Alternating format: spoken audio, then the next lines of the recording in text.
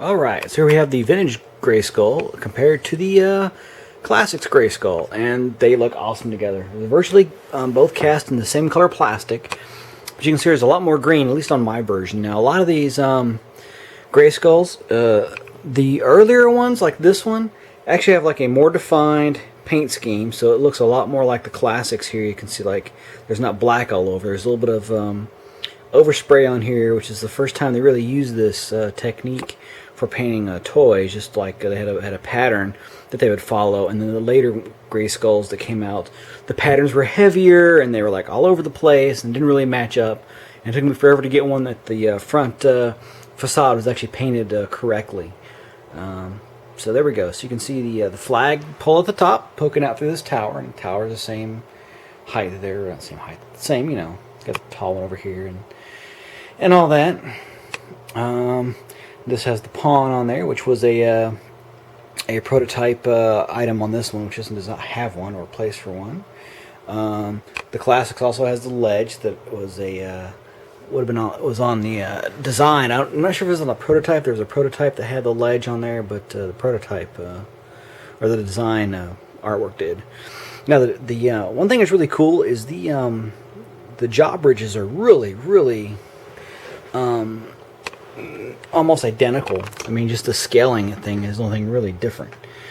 Get my He-Man here out of the way. But look at the crest on there. You have the helmet, the cross swords, the shield, the way the lock mechanism looks on there, the oval opening for the lock, and then the hinges on the bottom. And then you look over here on this one, and it's the same thing. It's just a little more detail. You know, you've got the let me tilt this thing back here. Get a little more light in there. Unfortunately, my lighting's really crappy. But you got the helmet, the cross swords, the shield, the lock mechanism, the oval opening there for the sword, which it doesn't actually go in. They just made it recessed there, so it looks like it does. So it matches the aesthetic.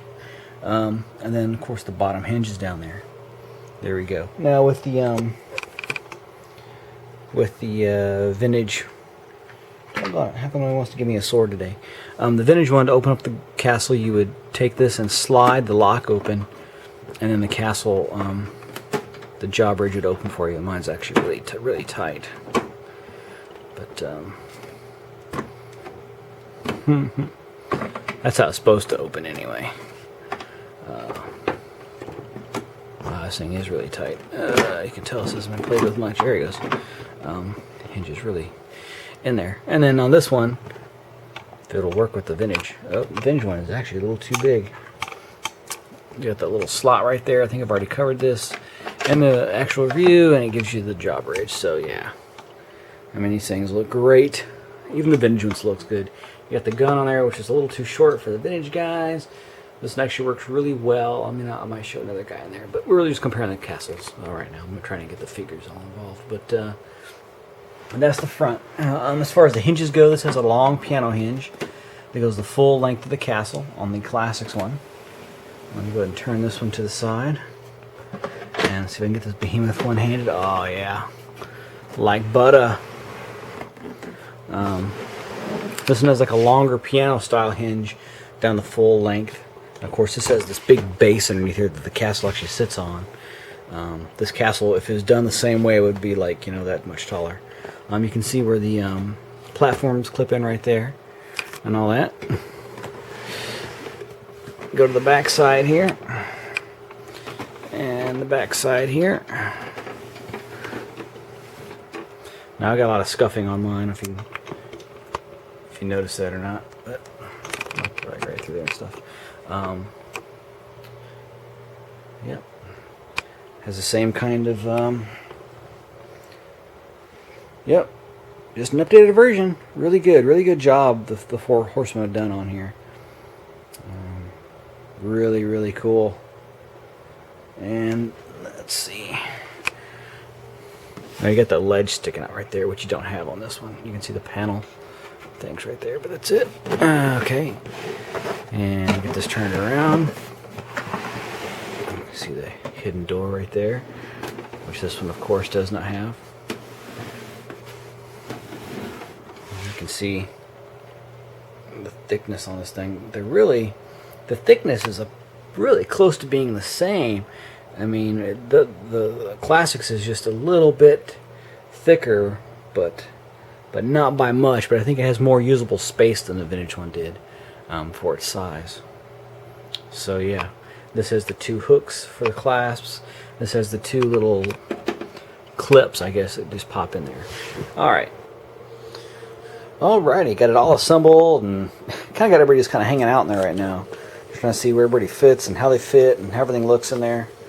But yeah, it's just I got 1, 2, 3, 4, 5, 6, 7, 8, 9 figures just hanging out.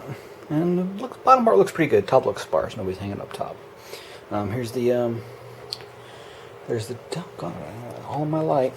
There's the 2 different stands for the orb. You got the tall one there. It came with was it the Temple of Darkness Sorceress, the orb from King Grayskull 2.0. And there we go. And that fits inside there, which I don't think I want to keep it in there. I'll keep this in there. But I've got my Temple of Darkness Sorceress that's going to be hanging out separate from the castle. If this thing even gets displayed, I'm sure it's going to get displayed, but you know. He-Man's chilling. The girls over here hanging out. Got the Wind Raider in here, and it fits in there really nice. It just slides in there. And I got the wings popped off. But yeah, it just kind of fits in there like in the garage kind of thing. I mean, the elevator's not going to work, but you know, I can play with it and see. But it looks like you might be able to carry like a ton of stuff inside this thing once you get it folded up, because this bottom part just pops out. I didn't realize that. I was thinking it folded up, like when you closed it, it closed. I didn't really pay attention when I was at Comic-Con and at PowerCon. But the actual floor section, it just pops off in like 3 sections. And you can just pop those into the cavities inside here or something like that for travel. But there goes Titus standing there with the Megator's, it's not a mace. Mace has a stick on it. It's a Morningstar. There goes it.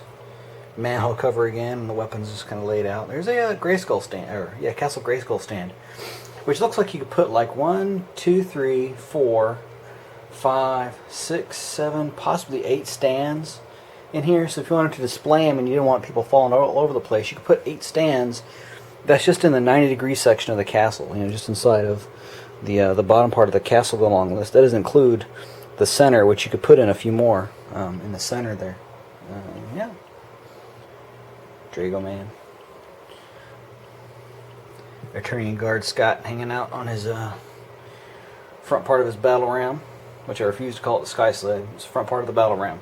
I know it's a sky sled, but I really wanted the whole battle ram. Yeah, so there we go. One more step closer to actually getting a full review of this thing. Talk about the handle. We will talk about the weapons rack that's not in here right now. And yeah.